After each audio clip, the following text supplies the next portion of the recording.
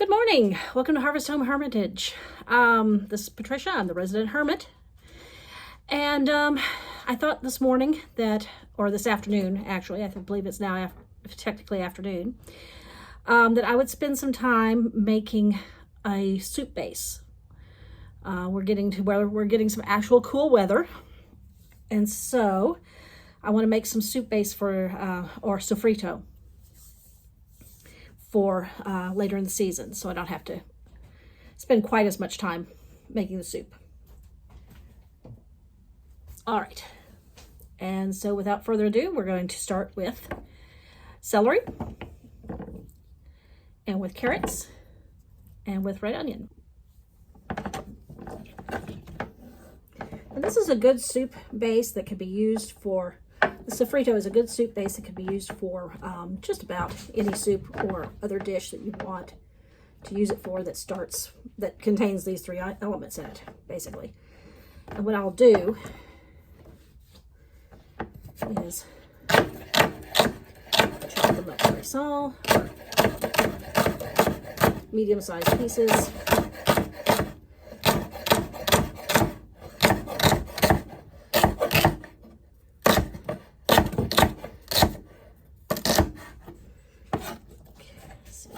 Celery. And this makes simple and nutritious meals very, very easy during the winter. Just having this on hand.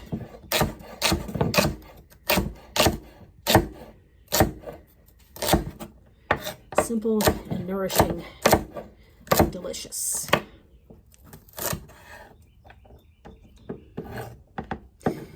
And it keeps me from wasting celery because I don't use it fast enough, generally speaking, to keep it around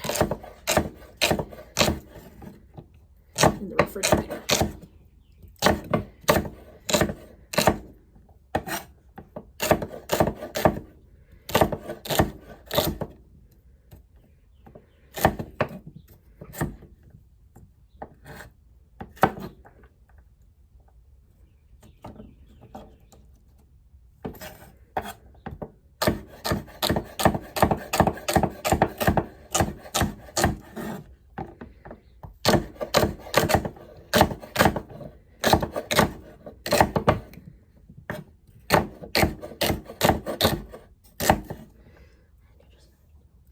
I'm afraid you're just going to have to deal with the clutter in the background.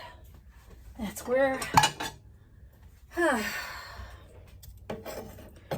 my life is at these days.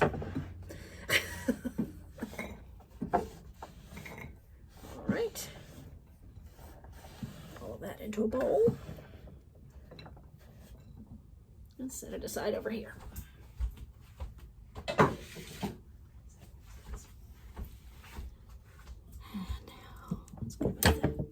Carrots.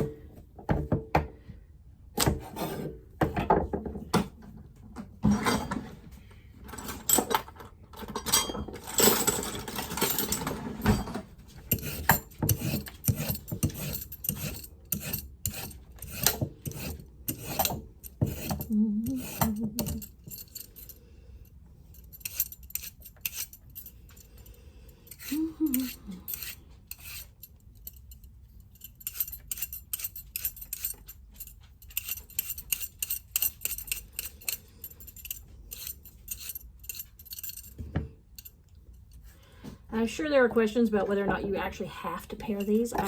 Store-bought carrots, honestly, by the time you get them at the store, they have been scrubbed loose of everything that you would be paring off, mostly, except for the little skin, and the skin's not terribly tough on store-bought carrots.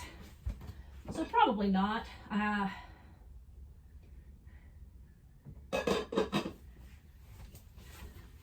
have a niece who'd never, ever pears or carrots, so, and you don't notice once it gets to the table. I do pare my carrots, even when I buy them from the grocery store, for two reasons. One, I use the pairings, the frozen pairings, to make vegetable pairings to make veggie broth, which is simmering in the simmering in the crock pot to one side of us as we speak. You'll see that in a little bit.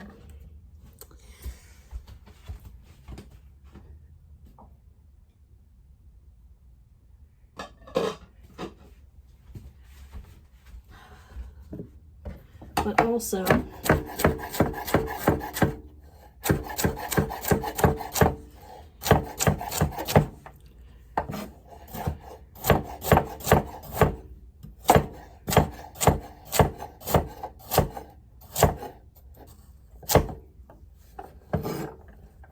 I want to dice these up pretty good.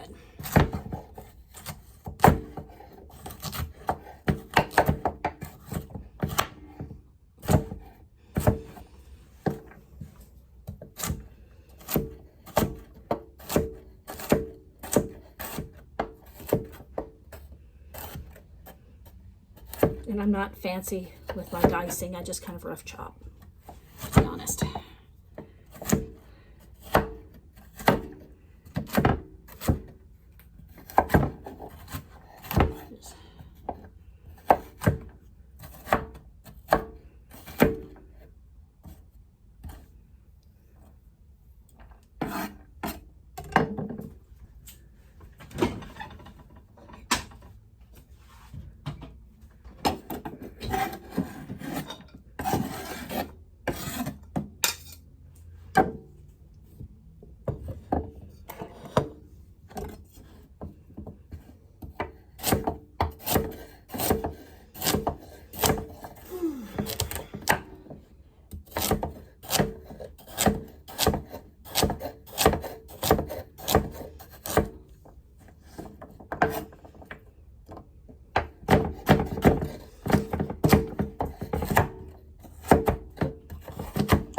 All generally more or less the same size.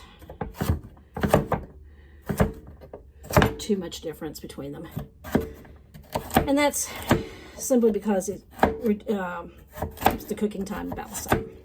If everything's roughly the same size, it keeps the cooking time for all of the items in there about roughly the same thing, roughly the same time.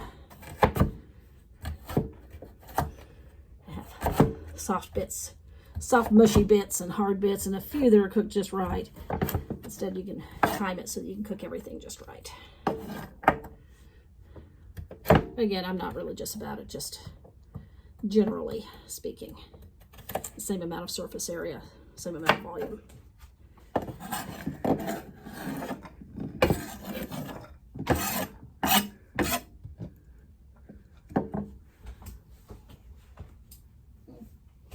One more carrot, I think. Now, if you're dealing with homegrown carrots, then yes, you would want to pare them.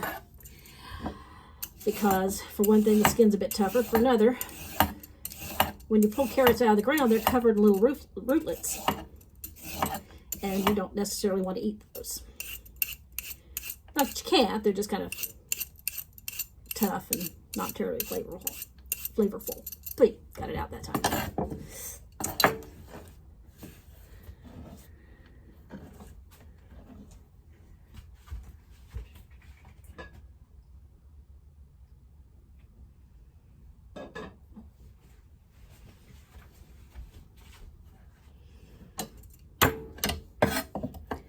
I had gotten out of the habit of doing this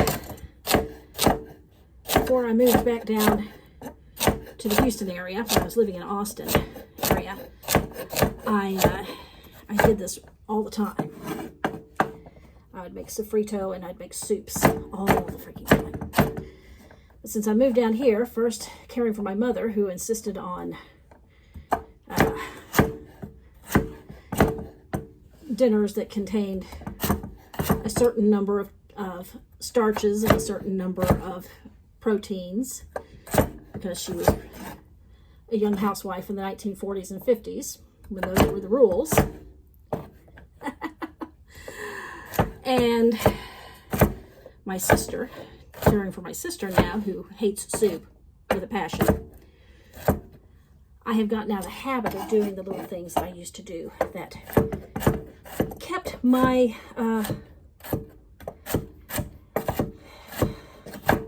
grocery bill well and truly under control.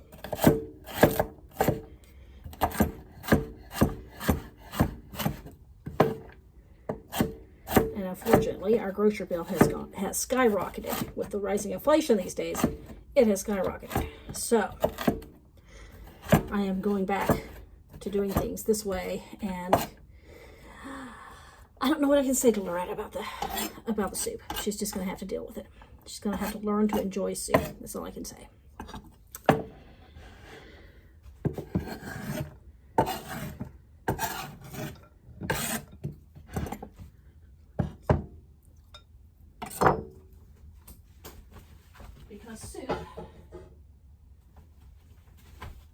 Because soup is an excellent and nutritious meal, and a cheap meal, to be honest. And I'm going to be having more of it, especially since I no longer work for the little archaeological firm I was working for.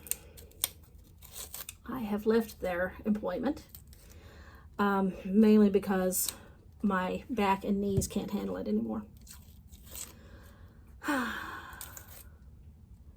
And I've gotten to where my ability to focus on a task for more than about 15 minutes is largely gone.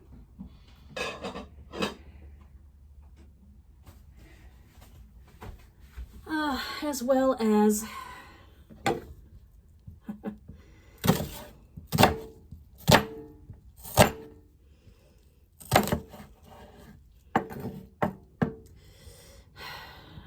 my stamina. I spend quite a lot of my time laying down these days because I simply don't have the strength to do things like I used to. And that's a scary feeling, folks, when your body has said, no, too much, done. Enough. It's also scary when you suddenly don't have any income coming in. Although I do have a little bit. I have signed up as a caregiver for my sister. But I dare say the $9 an hour that I'm getting for that is not going to, it's not really going to cover the bills. So I've got to come up with other things to support myself. And in the meantime, engage in some cost cutting, like soup.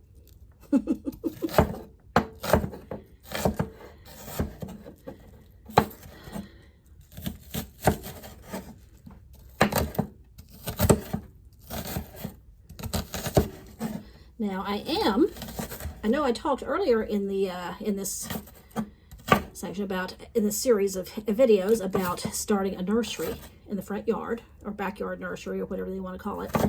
And that's what I'm going to do. I'm moving forward with that. I've got the DBA for the name of the business. It's called The Magic Garden. And I also have, oops.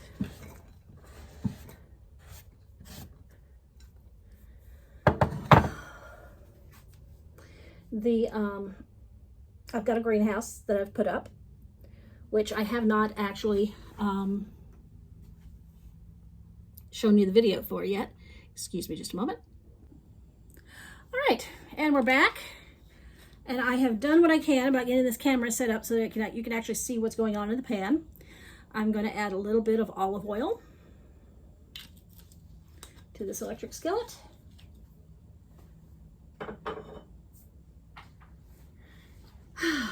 And we're going to wait for that to heat up just a little bit.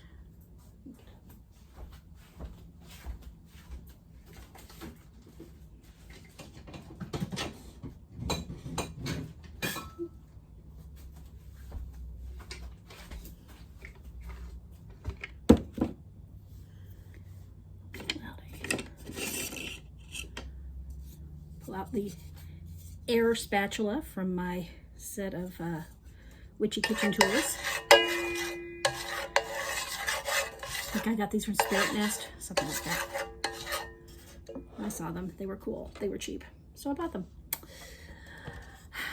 Every now and then you have to give yourself a little treat.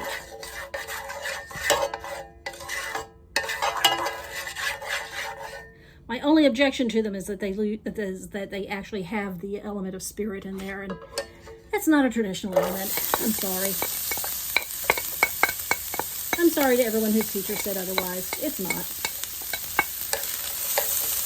It was added by Scott Cunningham. Mainly because I remember reading this in one of his books, in the intro to one of his books. Always read the intros. He added the element of spirit because his North American students could not wrap their brains around something being sacred and non-transcendent. Purely and simple.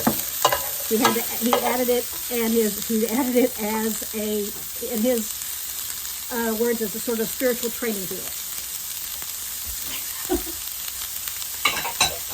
Intending to remove it later, but later on in their teaching, but so many of them just dropped it and went with what they had.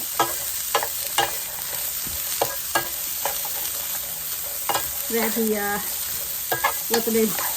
it became a thing on its own. I wish I could remember what book that came out.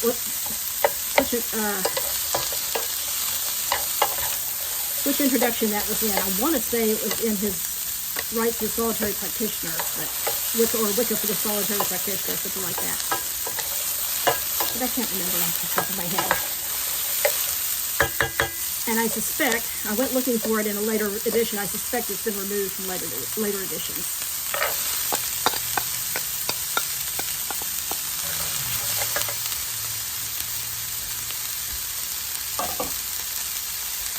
Oh, here we go. Now we are going to sit here and saute the sofrito.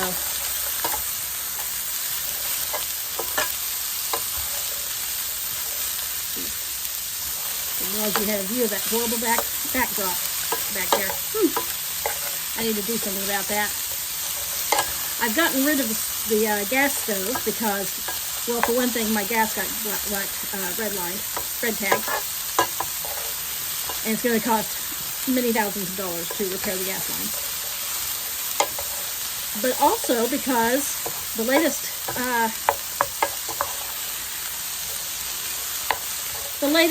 health studies of natural gas cooking are in, and it is incredibly bad for you, apparently. All these years we've apparently not been noticing the amounts of methane and other gases. So much attention has been paid to controlling the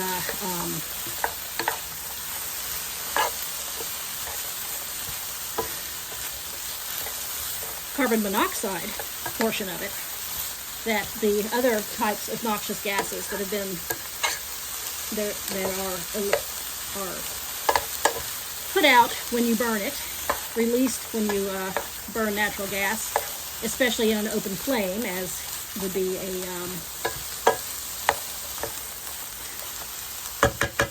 like on the burner of a stove. You're just sitting there breathing in harmful petrochemical gases. So, as much as I love cooking on a natural gas stove with an open flame, until I can get my dream, get the wood-burning kitchen of my dreams built here, it's going to have to wait. So long story short, I sold the gas stove.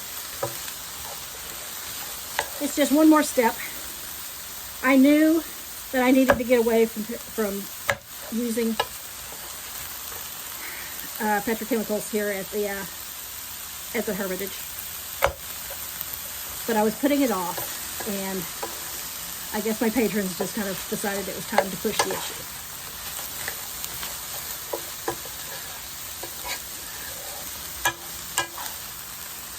That's it. So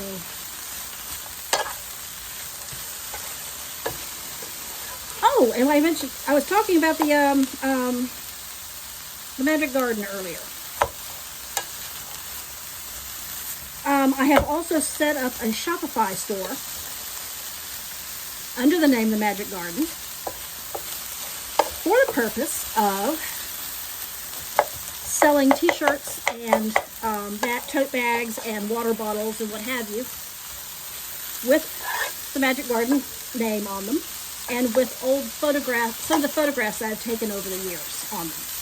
And I think I've got some pretty ones up, and I'll link to the Shopify store below if you want to help support my efforts to bring a beautiful and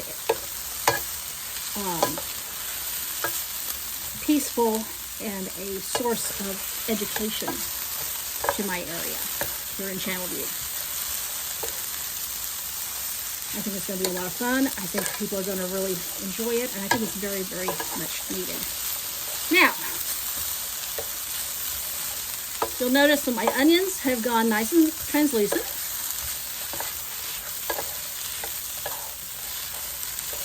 The celery is cooked, getting translucent there, and the carrots are fairly cooked, getting nicely cooked. So, what we're going to do at this point is turn the fire down to nothing.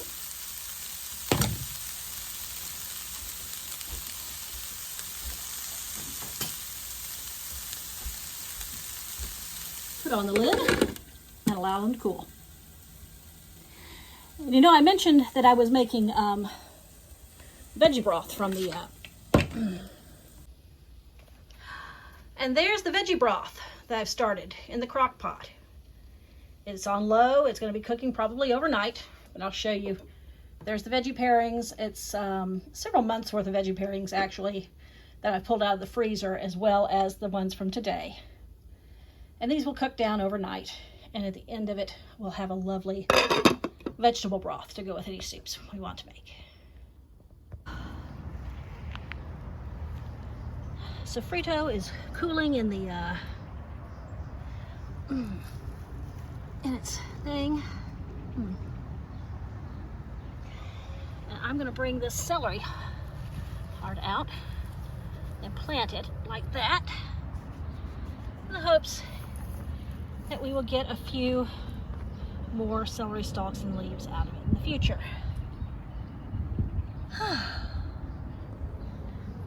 Assuming certain ladies will leave it alone, that is. Beautiful girls. And we're back. It's not quite as cool as I normally would leave it. So let's go ahead and put some of this away. And go into a freezer bag. And the freezer bag will go into the freezer.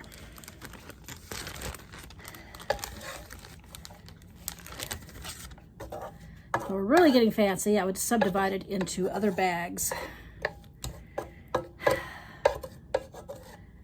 That would then, of a specific weight or volume measurement. The truth is, I'm just getting it frozen. I'll just break loose what I need as I need it in the future.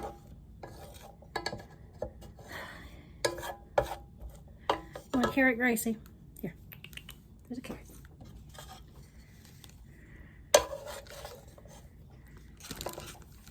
Gracie gets a bit of carrot. She didn't, especially since she got in trouble in Loretta's room earlier. Here's something so she's not in so much trouble. So kind of a treat. Just a treat.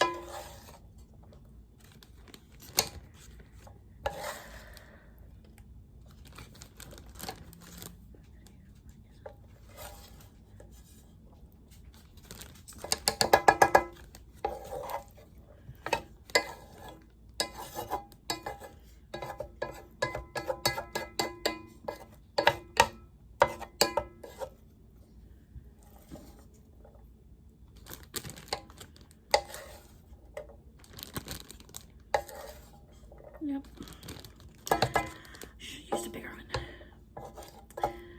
I don't want to use anything metal in this pan. I'm afraid it will mess up the non-stick surface. But I should have, suppose, have used a different utensil than this.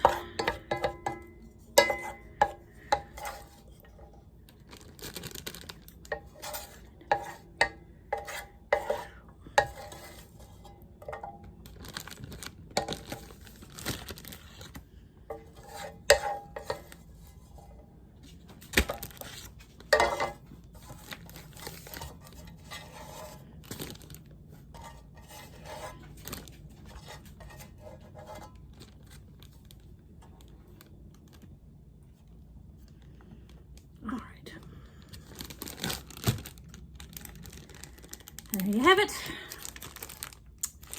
Sofrito, bagged up and ready to use. It's in there waiting for me the next time I want to make soup or stew or a risotto of some kind. And that much of it, of the job is done. I hope this has been helpful and that you enjoyed watching me do this. And thank you for coming. Blessed be.